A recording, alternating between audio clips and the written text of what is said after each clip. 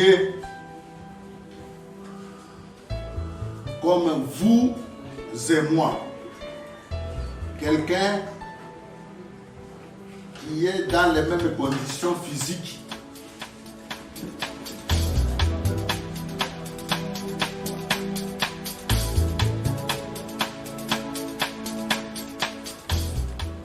On est reçu toujours avec des joies. Ce n'est pas ça.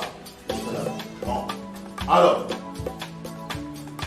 rapidement, nous sommes très contents de vous recevoir cet après-midi dans cette salle pour accueillir notre frère. Je vais le présenter brièvement et vous dire ce qu'il est venu faire. Lui-même va le dire, mais je vais le présenter.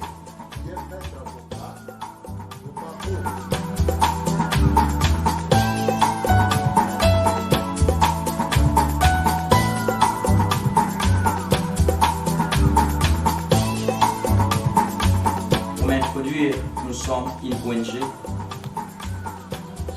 Vision d'action pour les oubliés de la société, Baos en cycle. Et je ne suis pas venu seul, je suis accompagné de Maman Kabibi, M. Paul Ono, M. Sam, le réalisateur, ainsi que M. Yves, le présentateur. Cette ONG, Madame Janine, qui est l'initiatrice. C'est une non-voyante comme moi, comme elle vit au Canada. Et là-bas, elle bénéficie de l'aide du gouvernement canadien. Et de là, elle s'est posé la question de savoir si ceux-là qui ont la même condition que elle en RDC vivent-ils comme elle. Et de là, elle s'est inspirée pour mettre sur cette ONG afin de venir en œuvre à ces gens à partir de ce qu'elle gagne là-bas. Et voilà pourquoi nous sommes là. Elle s'appelle Madame Janine Camp. C'est elle la visionnaire. Et nous vous parlons en qualité de coordonnateur. Sans plus tarder, nous abordons le sujet. C'est quoi COVID-19 qu'on appelle communément coronavirus? Déjà, le nom nous laisse entendre qu'il s'agit bel et bien d'un virus. Un virus, jusque-là, il n'y a aucun médicament qui puisse le teindre. On connaît tant d'autres virus, à l'instar du sida. Et en entrant en contact avec nos proches, par les toucher, on peut se saluer, on les transmet. Et celui qui est atteint de coronavirus ne sait pas directement se rendre compte qu'il est atteint ou il est atteint. Parce que la période de l'incubation est de 2 jours à 14 jours, 2 semaines au minimum. C'est-à-dire pour se rendre compte que pour que les coronavirus produisent des signes, des symptômes en toi, il faut au moins une période de 2 semaines, 2 jours à 14 jours. Alors au moment où on ne s'est pas encore rendu compte qu'on est contaminé, on peut se mettre à propager cela sans pour autant se rendre compte parce qu'on est en pleine incubation. Ce qu'on appelle le masque.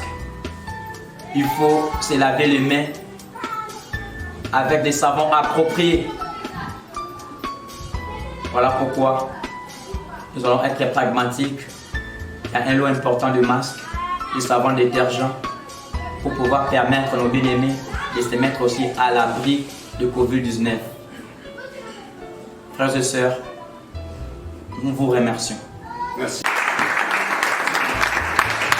Merci beaucoup. Oui.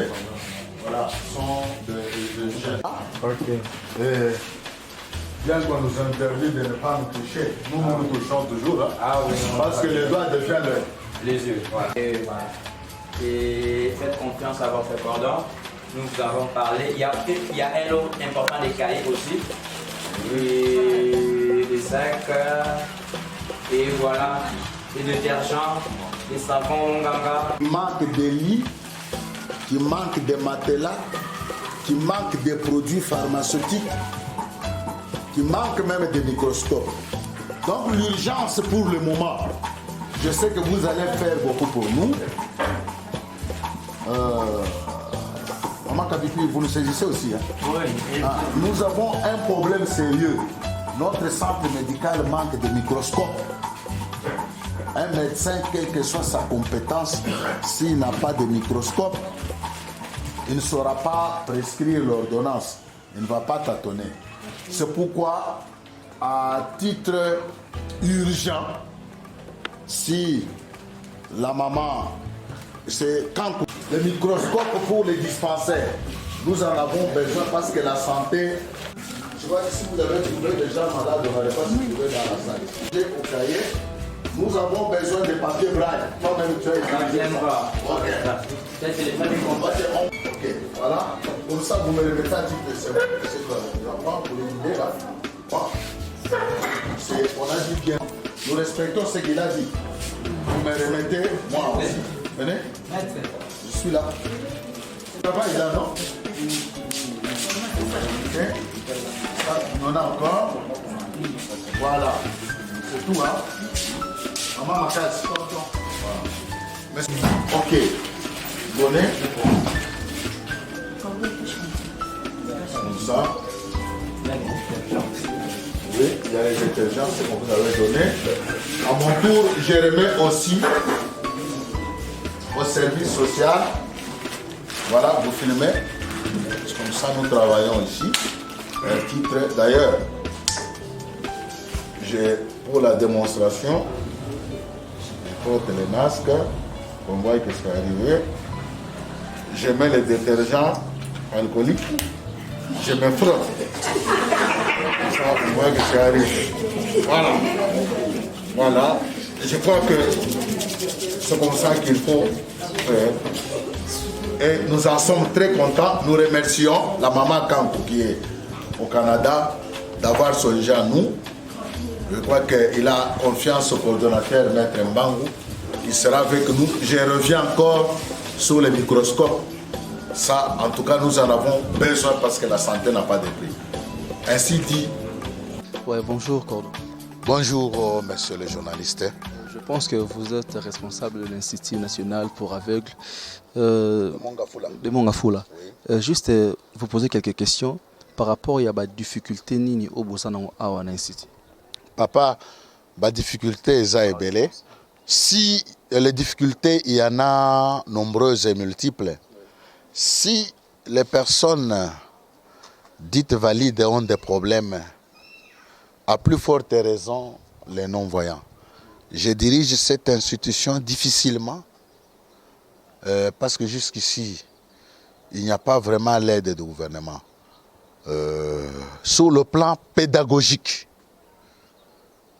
bien que nous pratiquons l'enseignement inclusif, nous avons besoin des machines braille, des tablettes braille, des ordinateurs parlants, du papier braille poinçon et consorts.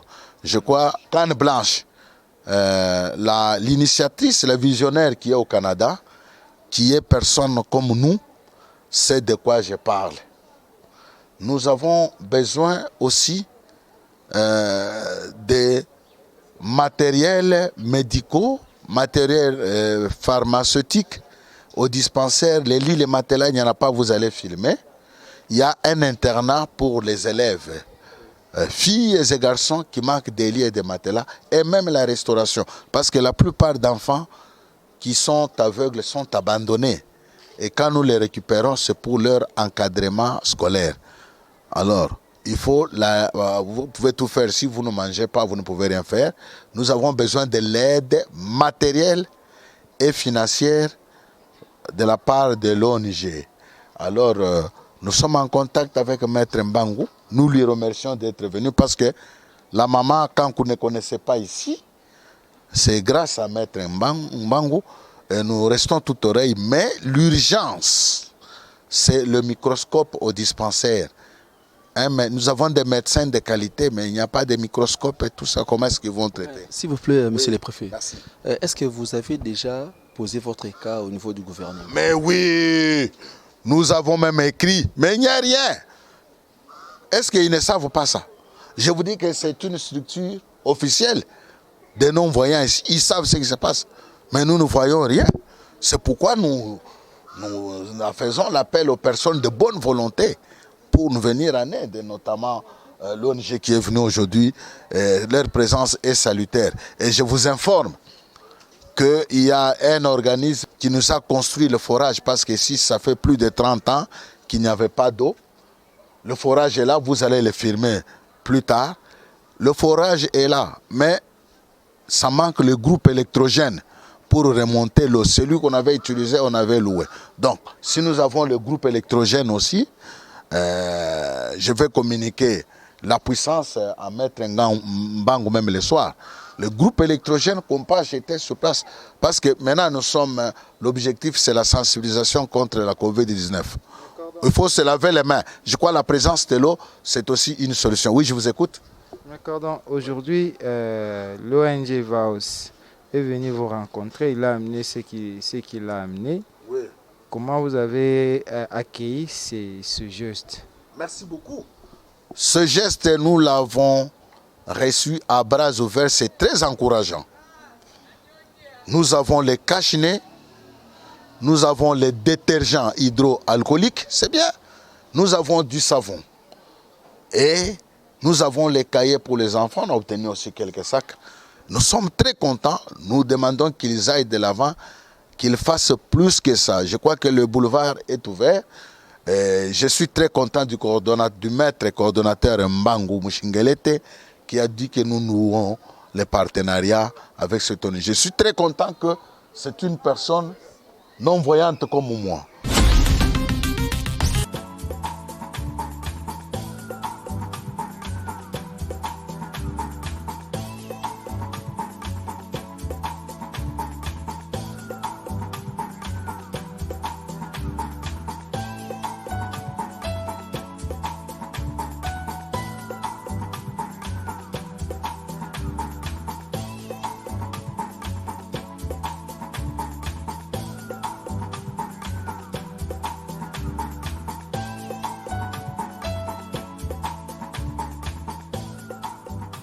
Je suis contente de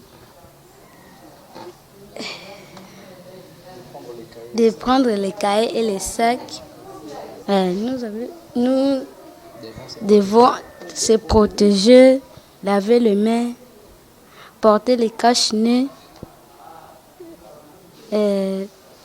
pas d'écolade, les distanciations 1 mètre.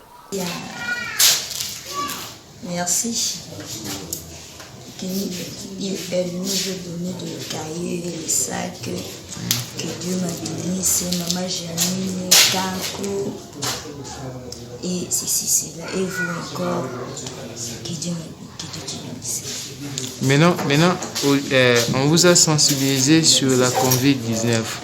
Qu'est-ce que tu as retenu de cette sensibilisation? J'ai retenu que de laver les mains chaque heure, chaque jour et chaque temps et porter le cache-nez. Bon, je retiens, c'est ça.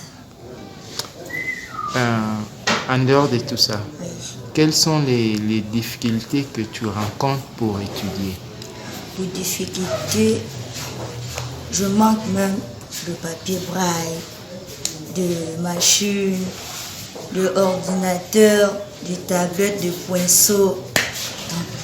C'est ça. Donc, tout cela, il n'y en a pas ici. Nous sommes ici à l'Institut des aveugles de Mongafula à Kinshasa. Institut des aveugles de Mongafula, INAVEM. C'est une concession qui abrite à la fois une école qui procède à l'enseignement inclusif. Aussi, elle abrite encore en même temps un camp où est logé les aveugles ayant des difficultés financières pour se trouver un logement décent. Et nous sommes là dans le cadre de la sensibilisation sur COVID-19. On est là pour sensibiliser nos bien-aimés, pour leur dire que non, la COVID-19 est là. On ne tient pas compte de l'handicap, on doit se mettre à l'abri, on leur apporte quelques masques, quelques produits de nécessité pour se protéger de la contamination ainsi que de la propagation de ces virus. On a choisi l'UNAVEM parce que, premièrement, c'est une institution où il y a une gestion transparente, où il y a peu de problèmes. Et voilà quoi. Voilà pourquoi on a choisi. Parce que le monsieur qui gère, il est vraiment transparent, il est ouvert, il est coopératif, il collabore mieux avec. Donc, ce qui fait qu'il y a moins de problèmes. Tout ce qu'on a amené et le message est bien capturé, est bien récepté et les paix qu'on leur a apporté et ça va être distribué en bonne et due forme. Et voilà, l'objectif est atteint. Donc c'était dans le but d'atteindre notre objectif, que la sensibilisation parvienne aux oreilles des bénéficiaires. C'était ça l'essentiel et on a atteint l'objectif. Voilà pourquoi les choix sur cette institution.